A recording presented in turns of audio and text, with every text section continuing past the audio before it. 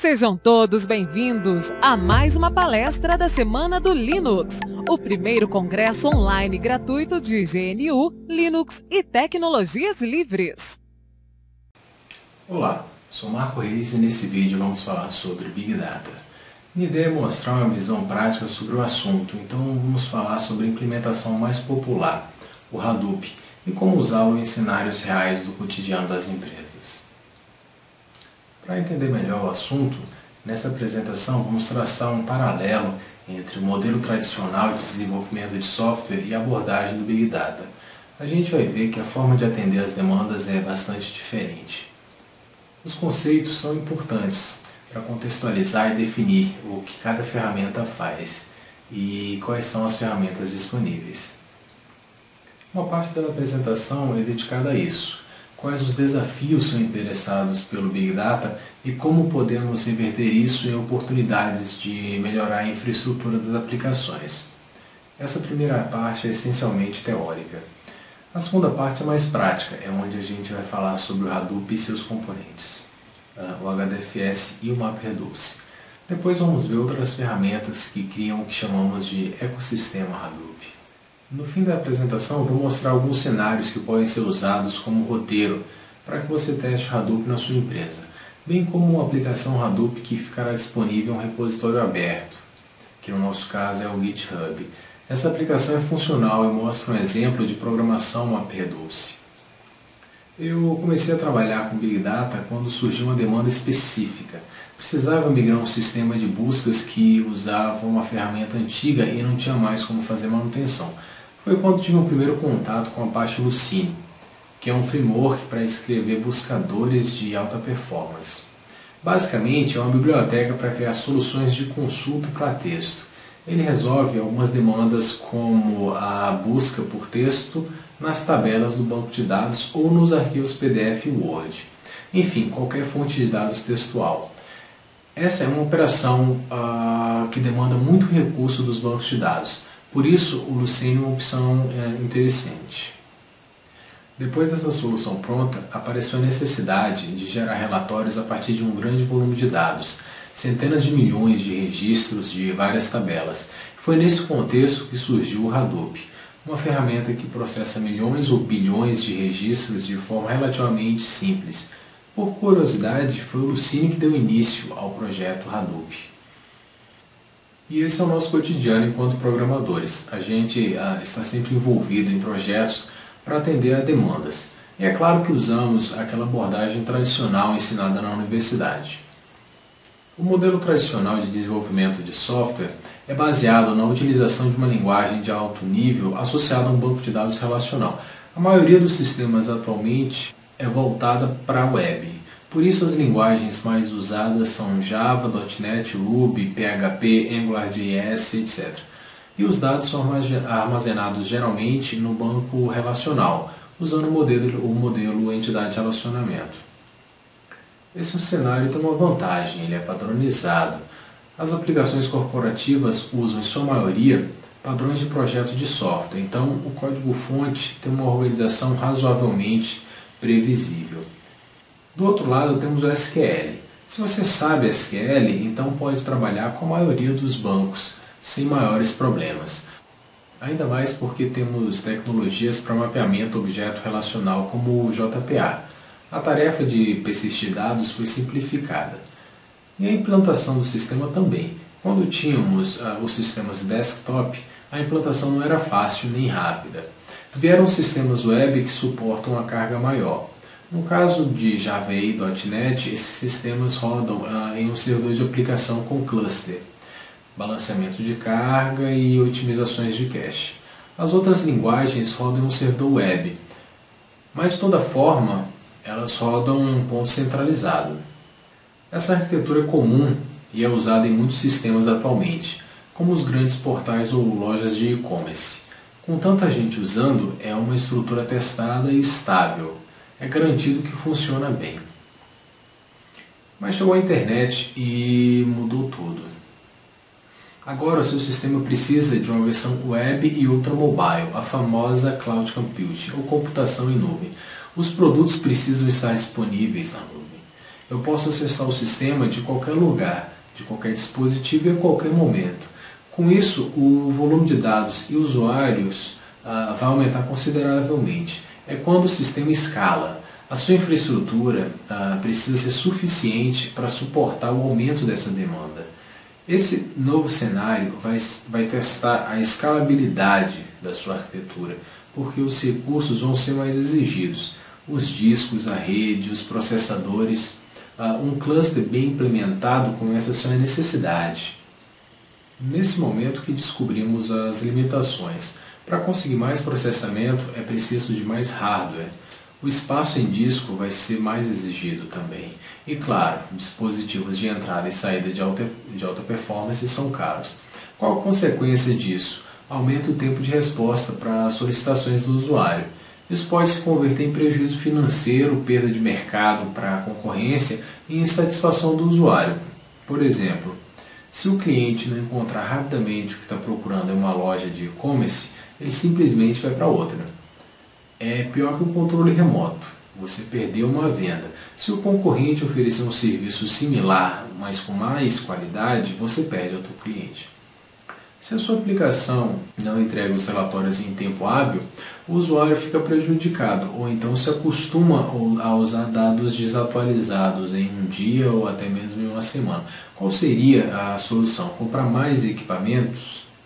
Big Data e Hadoop são termos quentes nos últimos anos, mas as tecnologias precisam de um contexto para existirem e justificarem seus custos. Algo que é puramente modismo não se torna um padrão e acaba ficando no meio do caminho. Por que o Big Data está tão em alta? Porque oferece oportunidades para as empresas. Pode ser através de novos produtos ou através da redução de custo. E como é que isso é implementado? Não tem nenhuma mágica. O Hadoop usa um sistema de arquivos proprietário, HDFS, associado ao modelo de programação distribuída, o MapReduce. Naturalmente, ele não resolve todos os problemas. Nenhuma ferramenta isolada resolve todos os problemas de uma organização. Por isso estão sendo criadas ferramentas auxiliares para as atividades que o Hadoop não contempla. Esse ecossistema inclui banco de dados NoSQL, orquestração de serviços e um Data Warehouse. É natural associar Big Data a Hadoop, porque é a implementação mais famosa. Mas não é a única, existem várias outras ferramentas tão legais quanto ele.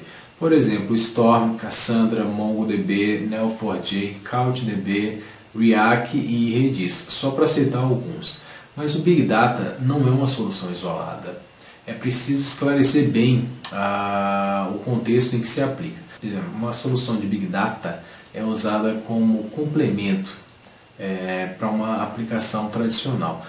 Não é o caso de substituição de toda a sua infraestrutura de aplicações para uma solução Big Data. O banco de dados relacional continua sendo responsável pelo armazenamento dos registros.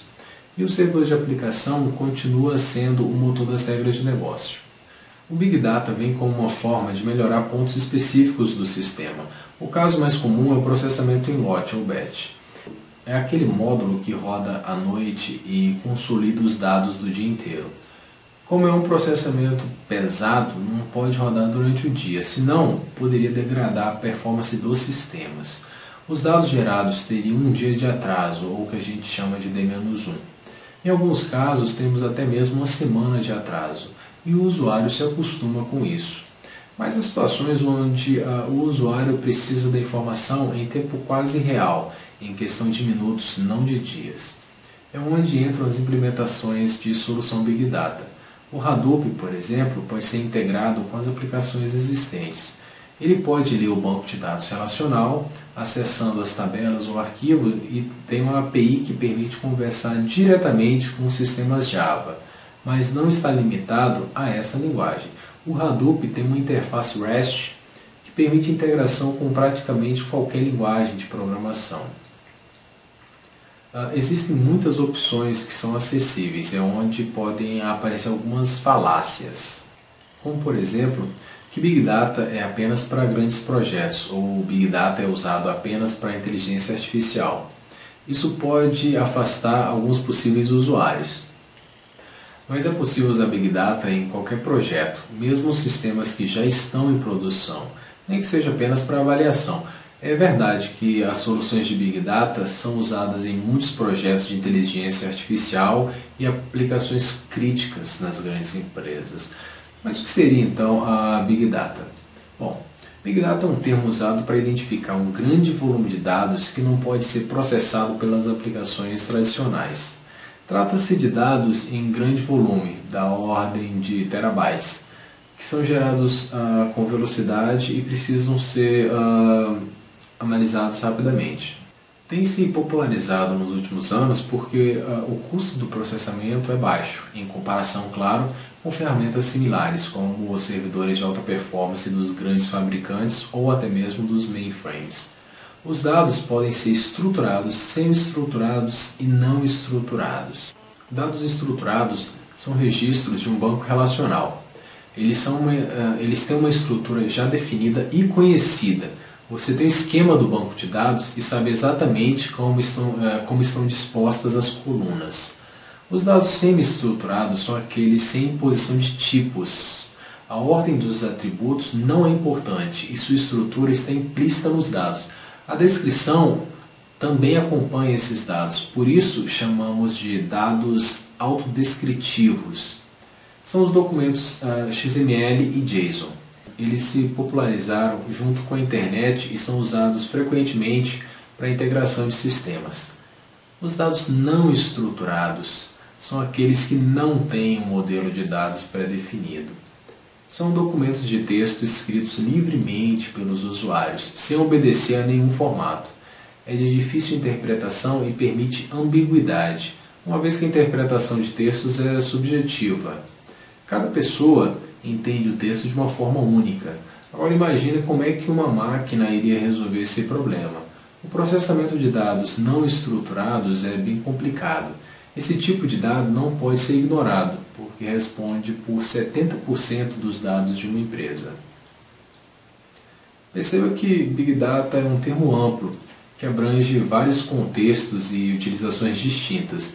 Dentro de cada situação, Big Data teria uma definição diferente.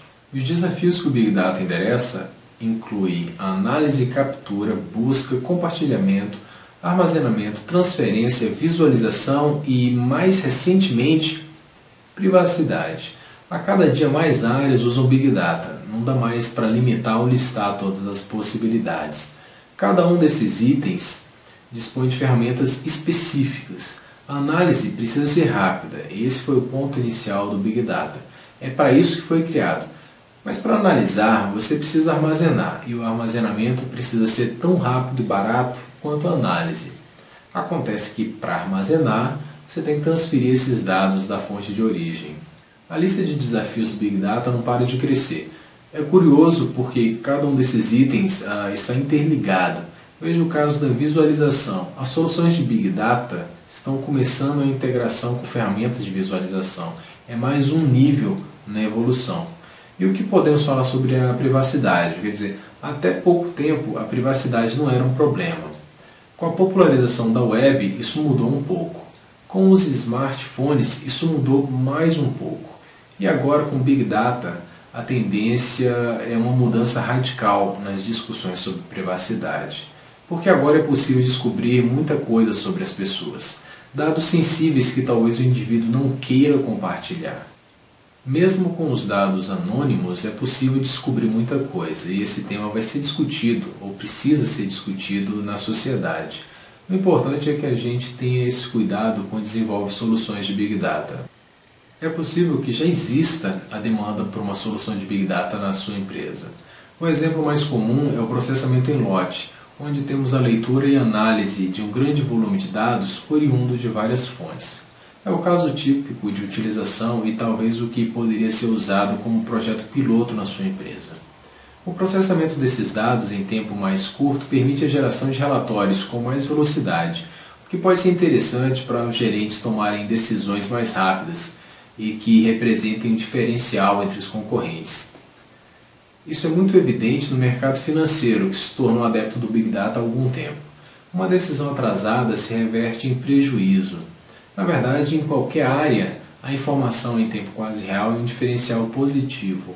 Na logística, por exemplo, a empresa pode se adaptar a mudanças no fluxo da cidade e otimizar a movimentação da frota. Há também usos indiretos, como o ETL. As principais ferramentas de BI e ETL têm driver para interagir com ferramentas de Big Data, como Hadoop, Cassandra e MongoDB. Bom, no final das contas, o que se pretende aqui é sempre a melhoria de performance dos sistemas para entregar novos produtos para os clientes. Esses usos que a gente viu até agora podem ser implementados em qualquer situação. Quer dizer, a maioria das empresas tem processamento batch, relatórios e ETL. Esse seria o cotidiano da área de informática. Mas Big Data permite outras possibilidades mais complexas e menos evidentes. É o caso do processamento de linguagem natural. Isso fica evidente quando você olha a evolução dos buscadores. Inicialmente tínhamos o Excite e Yahoo, que eram buscadores baseados em palavra-chave. Aí chegou o AltaVista, que já permitia consultas avançadas usando linguagem natural. Depois veio o Google, que estendeu a pesquisa de linguagem natural e definiu que esse seria o padrão nos buscadores da web. A mobilidade urbana diz respeito ao deslocamento da população dentro das cidades. No geral, falava-se apenas do transporte de veículos, como carros e ônibus. Com os dispositivos móveis, isso foi lançado a um nível individual, porque cada pessoa tem um smartphone com GPS. É um bom candidato para o Big Data, porque o volume de informações é gigantesco. A localização da população é uma informação riquíssima que toda empresa quer ter. Basicamente, teríamos o fluxo das pessoas durante o dia.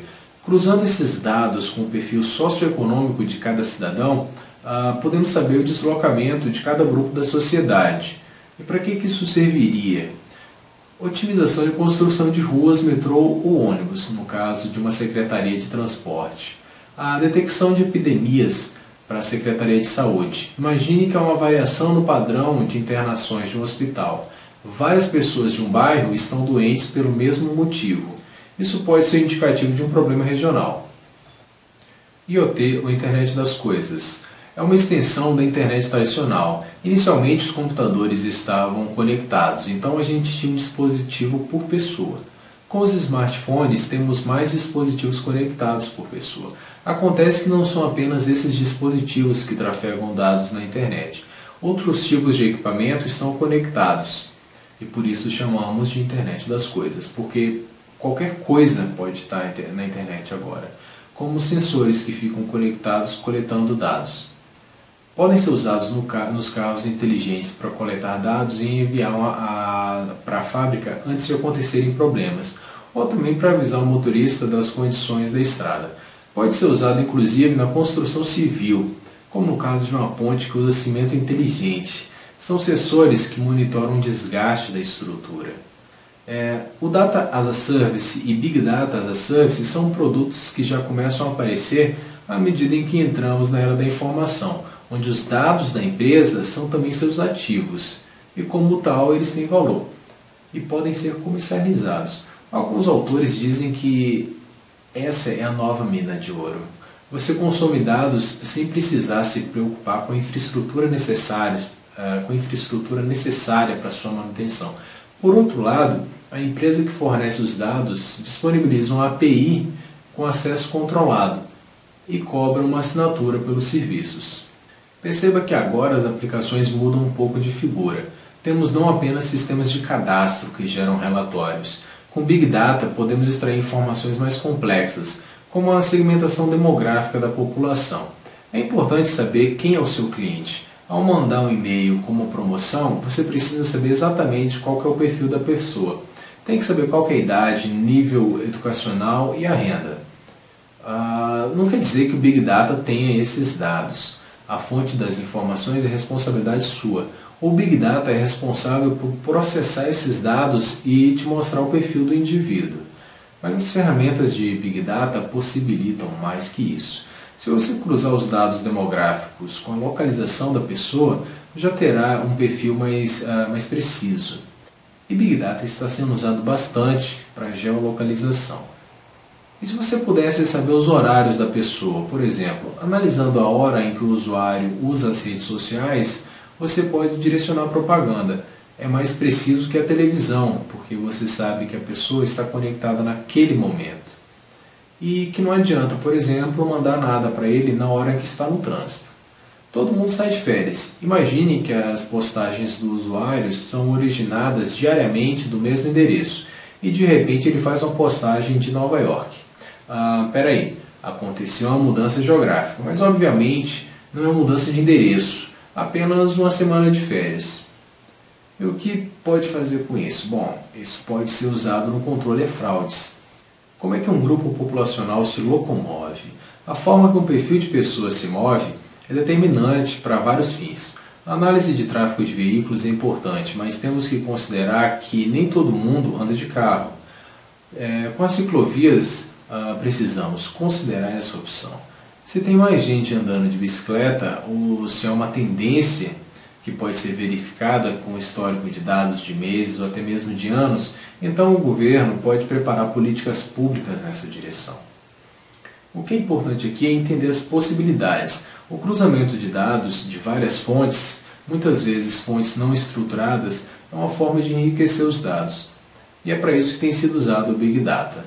É claro que entra novamente a questão da privacidade. Se alguém consegue analisar quem é você, quanto você ganha, onde mora, onde trabalha, quando sai de casa, que horas você chega no sábado à noite, quando você sai de férias e onde passa os feriados, se tem carro, moto ou bicicleta, isso pode ser usado de várias formas.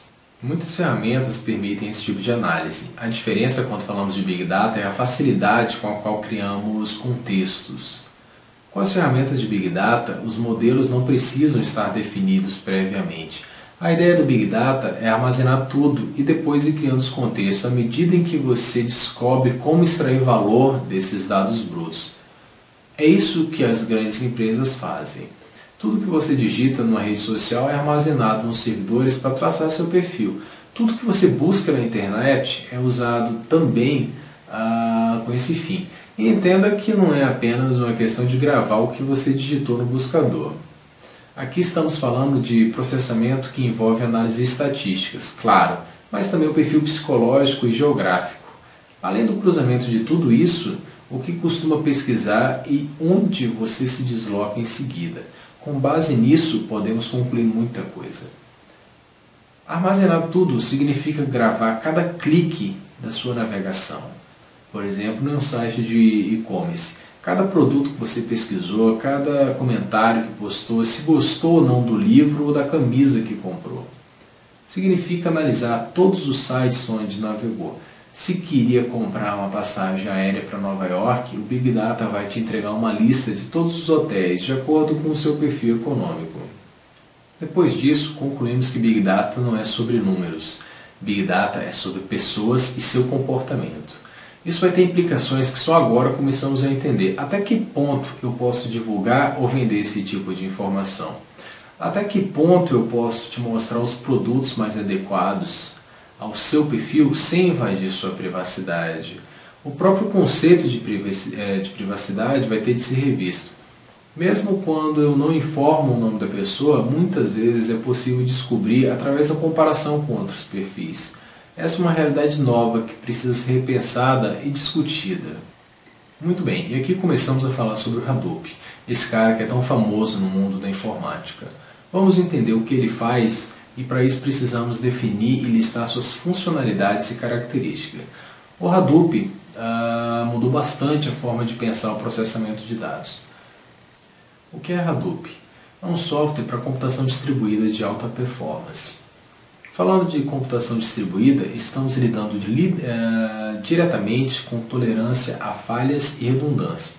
Tolerância a falhas quer dizer que em algum momento o hardware vai apresentar erros. Um disco pode quebrar, a placa de rede pode queimar ou a rede pode apenas oscilar.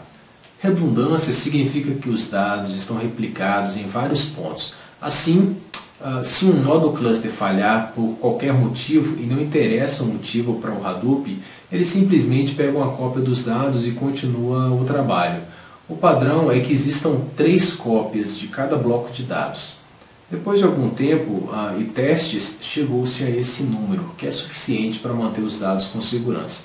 O cluster é usado para fazer processamento paralelo. As tarefas são particionadas e distribuídas entre os nós e a velocidade de execução está ligada ao número de computadores disponíveis, bem como à qualidade do hardware.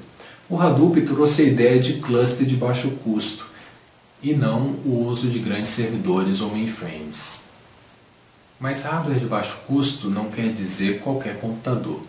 Se a máquina ficar caindo toda hora, é claro que a performance geral não será boa.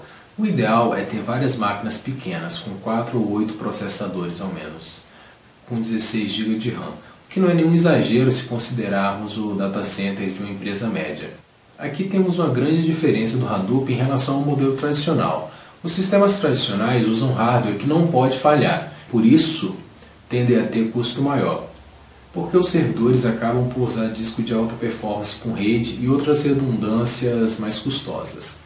Claro que se você tiver orçamento suficiente para comprar todo o hardware com o máximo de qualidade, seria ótimo, mas não é isso que acontece na vida real. O que vejo por aí é que as empresas querem racionalizar os gastos de toda forma.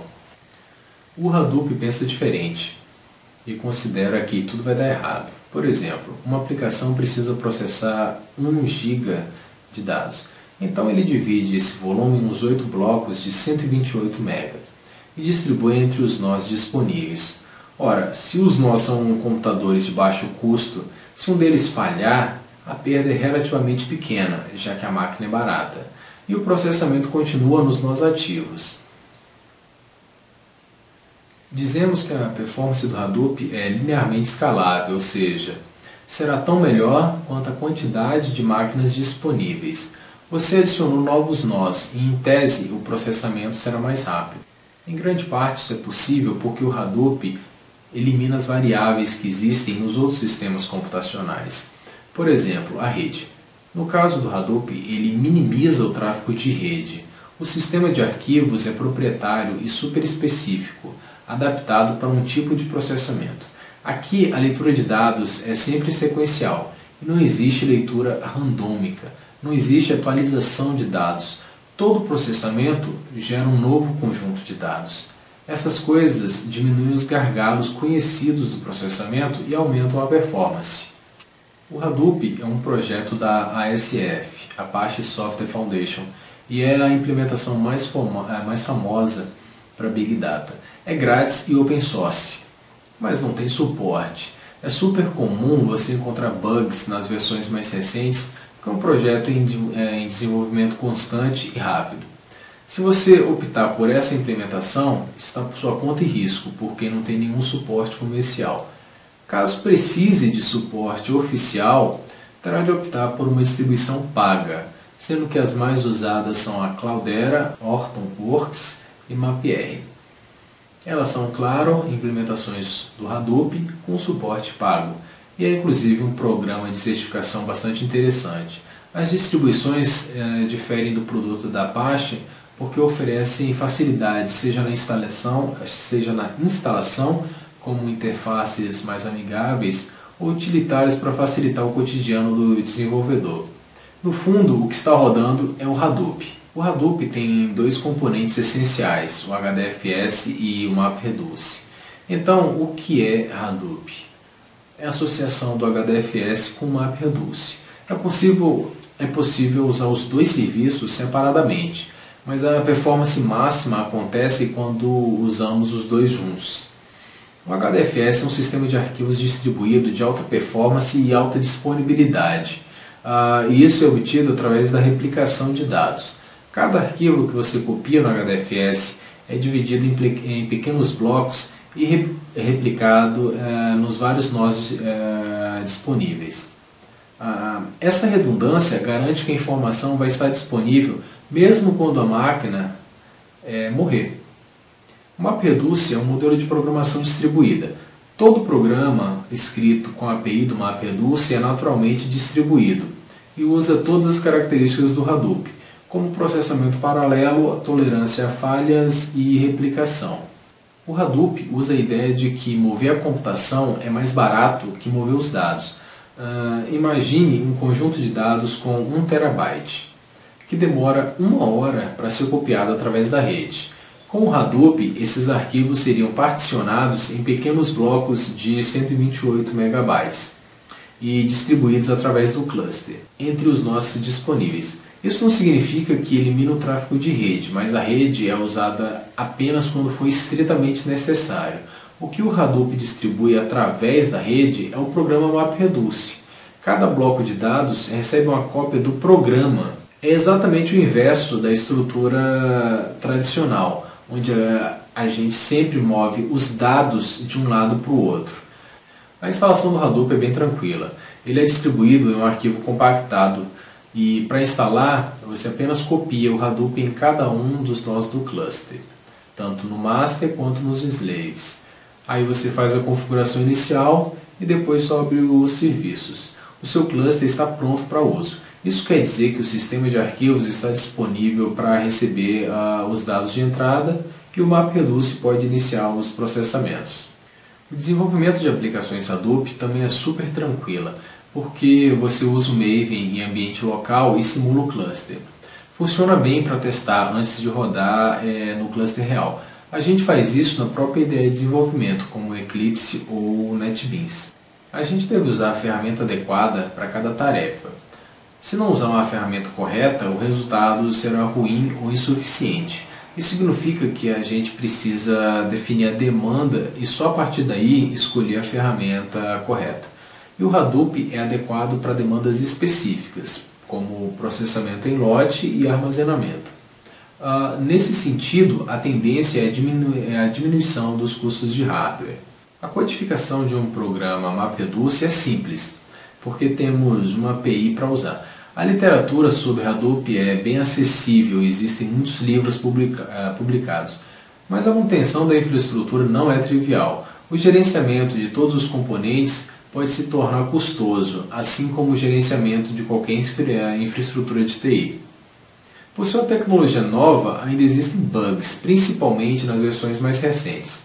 O mais indicado é ver quais as versões estão estáveis antes de iniciar a instalação do seu cluster. Se você já tem uma infraestrutura de TI robusta, não existem garantias de que o Hadoop será mais performático. Isso vai depender de vários fatores. Você teria de avaliar os prós e os contras. A equipe de tecnologia vai precisar de treinamento. O Hadoop apresenta mudanças radicais nos conceitos de computação. E isso pode ter um custo que precisa ser levado em consideração.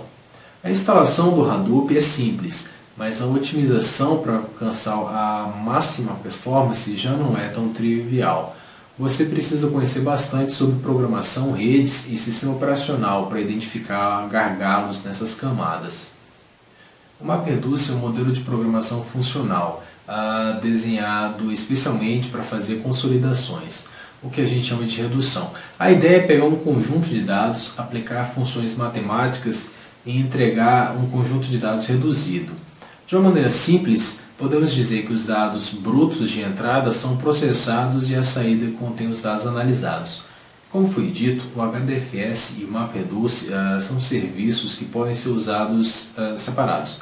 Pode-se usar o HDFS para realizar a função que ele desempenha melhor, armazenamento.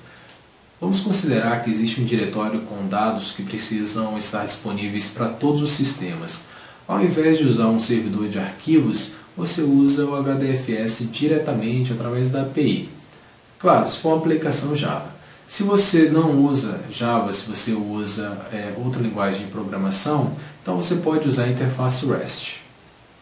Qual seria a vantagem? Bom, o HDFS não precisa usar discos de alto custo, como storage. É possível usar discos comuns, porque a questão de tolerância a falhas já está prevista no Hadoop. Os logs da aplicação representam uma fonte riquíssima de informação sobre o comportamento do usuário. Com o Hadoop, podemos analisar esses dados que são geralmente ignorados ou simplesmente descartados. A ideia aqui é mostrar possibilidades, abrir a mente para opções que não são óbvias. Esse é o caso dos logs. Uma análise histórica de um bom período de tempo pode ajudar a dimensionar melhor a infraestrutura. A performance do Hadoop o torna uma alternativa interessante para fazer ETL. A própria natureza do MapReduce permite que ele extraia dados de várias fontes, atividade que ele desempenha com muita facilidade. Ainda no MapReduce, podemos fazer o enriquecimento dos dados. Para a carga final, que deve ser feita no banco de dados de destino, temos algumas opções no ecossistema. As aplicações de georreferenciamento são sempre candidatas a usar ferramentas como o Hadoop. Aqui temos todas as condições que caracterizam o Big Data. Grande volume, porque são milhões de dispositivos e sensores gerando dados. Velocidade, porque os dados precisam ser analisados em tempo quase real. E complexidade, porque os dados não são apenas textos, eles incluem coordenadas geográficas, deslocamentos, trajetos, imagens de mapas, redes sociais e tudo isso precisa ser analisado junto. O Hadoop resolve tudo? Certamente não. Depois de criar as primeiras aplicações, você vai perceber que as demandas de uma organização vão além do que o MapReduce e Hadoop oferecem. Não é apenas processamento em lote, existem muitos outros desafios e para esses pontos específicos há outras ferramentas que merecem menção. Vamos falar sobre algumas delas, mas há muitas outras. E nada impede que sua equipe crie a própria solução. É o que fazem as grandes empresas. Algumas dessas ferramentas do ecossistema nasceram dentro de empresas que perceberam as limitações do Hadoop e criaram extensões. O Hadoop tem uma limitação evidente. Ele tem uma grande latência. Isso significa que o processamento com Hadoop demora um pouco para ser feito. Isso pode levar alguns segundos ou várias horas. Não interessa. Se sua aplicação precisa fazer a busca de registros individuais, por exemplo, não dá para esperar alguns segundos. A solução do ecossistema Hadoop para esse problema é o HBase, um banco NoSQL de acesso rápido. As empresas têm usado com grande frequência ferramentas de Data Warehouse e o Hadoop não é um banco de dados relacional. O que mais se aproxima disso é o Hive. Vamos falar dele daqui a pouco. O Hadoop é para Big Data. Se você tem datasets pequenos, quer dizer, se o conjunto de dados que você precisa processar é pequeno, não vale a pena usar Hadoop. Talvez seja mais rápido usar uma linguagem de alto nível como Java ou .NET, porque o custo de implementação de um programa Hadoop pode não valer a pena. Talvez o maior desafio do Hadoop seja mesmo a latência. E para isso tem muita gente pesquisando e desenvolvendo alternativas mais ágeis. Fica uma questão. Será que as aplicações precisam mesmo ser completamente transacionais e em tempo real? Será que uma solução híbrida, contemplando o modelo tradicional e o Big Data, não seria mais interessante? Ora, por que a gente não poderia ter serviços de dados especializados? O banco de dados relacional fica responsável pelos serviços em tempo real, que são transacionais, enquanto que o Hadoop ficaria encarregado dos serviços assíncronos, como o processamento batch. A consequência disso é que não temos concorrência entre esses serviços. Alguns módulos acessam o banco relacional, enquanto que outros acessam os dados do Hadoop. A carga sobre o servidor de aplicação tenderia a ficar mais leve, o que já seria uma otimização. Isso é possível porque temos várias ferramentas no ecossistema do Hadoop. Na verdade, essas ferramentas são projetos que nasceram da observação das limitações do Hadoop. Cada projeto é uma solução para um problema específico. E o nosso trabalho é juntar todas essas peças para compor uma solução completa. Esse é o mundo do software livre. A gente tem ferramentas para ETL, BI e integração com o banco de dados relacional. Tudo isso rodando em cima da plataforma Hadoop. O ETL pode ser feito tanto com os programas MapReduce quanto com Pig. A parte de BI pode ser feita com Hive. A integração fica a cargo do Scoop. Note que todos eles estão em cima do MapReduce, que é o modelo de processamento oficial do Hadoop. Veja que o HBase não depende diretamente do MapReduce, mas depende do HDFS, assim como todos os outros. Essa é uma arquitetura de referência que funciona bem e não é tão complexa. Vamos ver com mais detalhe cada um desses projetos. O Scoop é uma ferramenta de linha de comando para fazer importação e exportação de dados entre um banco de dados relacional e o Hadoop. Você pode importar uma tabela inteira ou então pode informar uma query para selecionar apenas um grupo de dados. Isso é útil para importar os dados mais recentes. Por exemplo, a gente pode ter um script rodando em intervalos de tempo pré-definidos. De hora em hora, o Hadoop pegaria os dados do banco relacional e faria os processamentos. O HBase é um banco NoSQL, ou seja, ele não segue o SQL. Ele usa todos os recursos do Hadoop e da computação distribuída, ou seja, ele tem replicação e alta disponibilidade. Ele continua operando mesmo quando um nó do cluster fica indisponível. À medida em que o volume de dados aumenta, ele automaticamente faz a distribuição dos dados entre os nós, o que funciona como um balanceamento de carga. Ele é classificado como banco colunar, orientado à coluna. Isso significa que os dados não ficam dispostos em linhas, mas sim em colunas, o que reduz o tempo para gravação e leitura. Os dados semelhantes ficam agrupados. Isso diminui as operações de disco e melhora a compressão. Ainda como otimização, é possível selecionar apenas um conjunto mínimo de colunas, somente o que você precisa naquele momento. A modelagem é multidimensional e permite o armazenamento de dados de várias formas. Você grava dados na chave, família da coluna, qualificador, valor, timestamp e versão. O registro pode ser gravado com uma data de validade, que seria o timestamp, além de ter um histórico de versões. Deu para perceber que essa estrutura permite o armazenamento de dados complexos, mas a modelagem não é de fato trivial. Ele muda o conceito que aprendemos de modelo entidade-relacionamento e normalização. Os valores são recuperados através de uma chave e, como suporta bilhões de colunas, uma única consulta pode trazer tudo o que você precisa. Não seria necessário, por exemplo, recuperar uma lista de resultados e depois fazer a iteração entre esses elementos, como é o caso do banco relacional.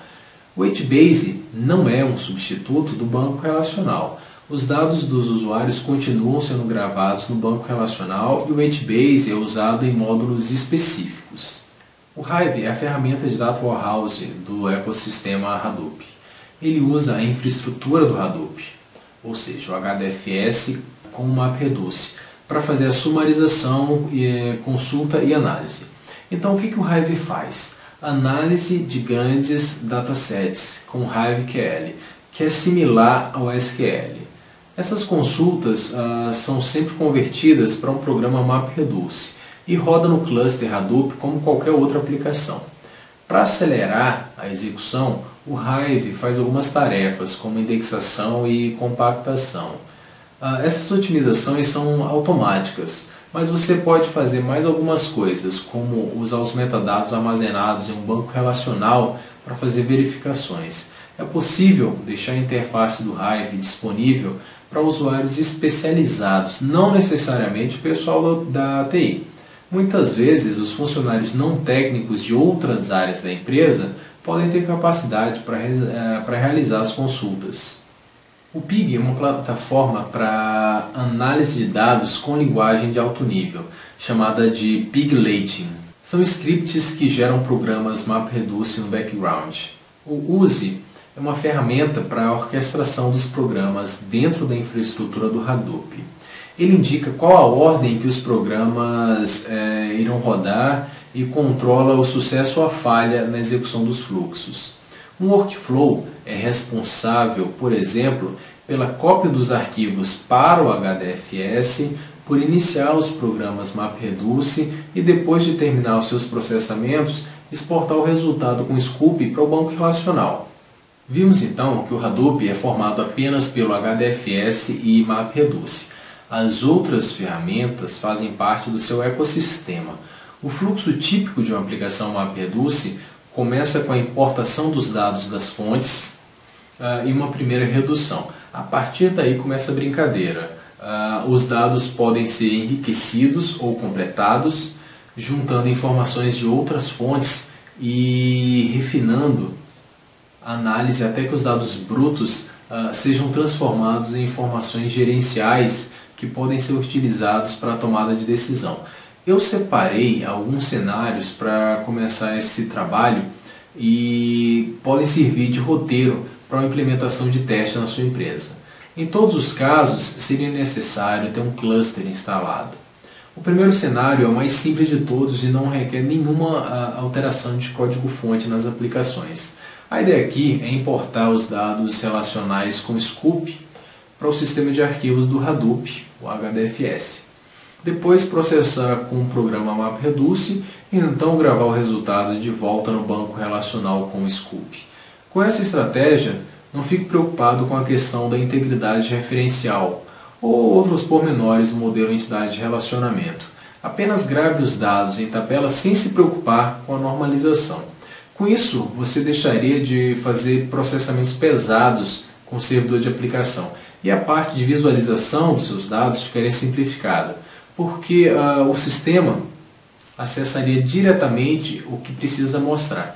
Por isso, não é necessário se preocupar com a normalização, até porque não estamos preocupados com a performance nesse primeiro momento. Um problema mais complexo seria o caso da lentidão em um módulo do sistema. As causas são variadas. Pode ser que existam muitos usuários conectados e o servidor de aplicação não está aguentando. Pode ser que as tabelas sejam muito grandes e precisem de otimização. Pode ser que o código-fonte que esteja precisando de otimização, enfim, uma situação mais complicada de resolver. A gente tem que lembrar, então, qual que é a vantagem do HBase, baixa latência. Então vamos usar essa característica para resolver esse problema especificamente. Aqui a estratégia é usar o Scoop para importar os dados do banco relacional e salvá-lo no HBase. A gente precisa então alterar o sistema para acessar os dados importados através da API do Hadoop, no caso um programa Java, ou integrar usando a interface REST, se for outra linguagem de programação. Com a baixa latência, quer dizer, os dados são acessados mais rapidamente, a aplicação tende a ficar mais rápida, sem precisar onerar o servidor de aplicação ou o banco de dados relacional.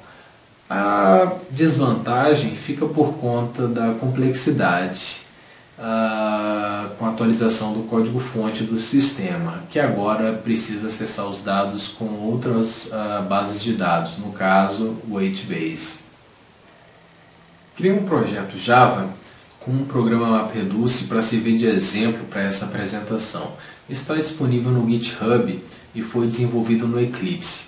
Os dados de exemplo estão disponíveis no portal da Transparência do Poder Legislativo e contém as proposições feitas pelos parlamentares até o ano de 2014. Os arquivos estão no formato CSV, que usa um separador entre os valores. O separador nesse caso é o ponto e vírgula. Os dados estão dispostos em linhas, onde cada linha representa a proposição de um congressista. Em amarelo podemos ver as informações mais importantes. O que nosso programa irá fazer é separar alguns dados relevantes e simplesmente descartar o resto. É assim que funciona uma aplicação MapReduce. Os dados estão disponíveis na internet no link indicado. O algoritmo MapReduce é composto de duas funções. Naturalmente, as funções são map e reduce. A primeira seleciona os dados de entrada e gera um conjunto de dados intermediário que será usado na função de redução. O reduce processa os dados que foram coletados na função map e gera o resultado final. Um programa MapReduce é composto por três classes: um mapper, um reducer e um driver. O mapper fica responsável pela função de mapeamento, o reducer pela função de redução e o driver é que controla a execução do programa, definindo os diretórios de entrada e saída. Nosso programa usa o recurso mais importante do MapReduce, que é a agregação. A gente vai ler todas as linhas do arquivo de entrada e contar quantas proposições foram feitas por ano. A gente vai reduzir os dados de entrada a uma lista contendo o ano e o total de proposições.